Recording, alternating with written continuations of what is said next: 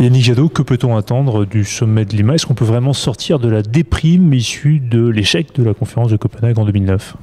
On n'a pas le choix, il faut sortir de cette déprime. Quand on voit tous les rapports scientifiques qui se succèdent, on sait que l'inaction serait un crime contre l'humanité, puisque ce sont des millions de décès, des centaines de millions ou des dizaines de millions de réfugiés climatiques et nos conditions de vie totalement bouleversées. Donc on doit aller vers ce succès.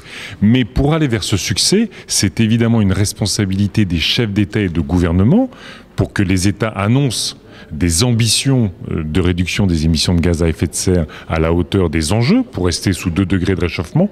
Mais c'est aussi toute la société qui doit faire la démonstration de sa mobilisation.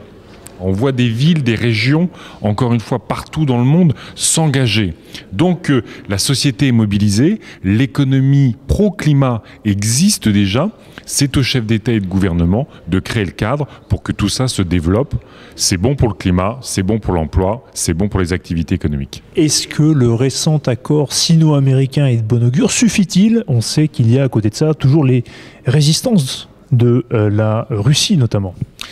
L'accord sino-américain est une bonne nouvelle, ça montre qu'ils ont compris l'enjeu climatique, mais c'est une annonce à 1 an de Paris. On sait qu'il va falloir que la Chine réduise son augmentation des émissions de gaz à effet de serre dans les 10 ans qui viennent, et un point de retournement à partir duquel il va baisser ses émissions beaucoup plus tôt. On sait que les États-Unis peuvent faire beaucoup mieux. Concrètement, quand la Chine fixe son pic de pollution à 2030, c'est trop tard. Elle doit plafonner plus tôt ses émissions de CO2.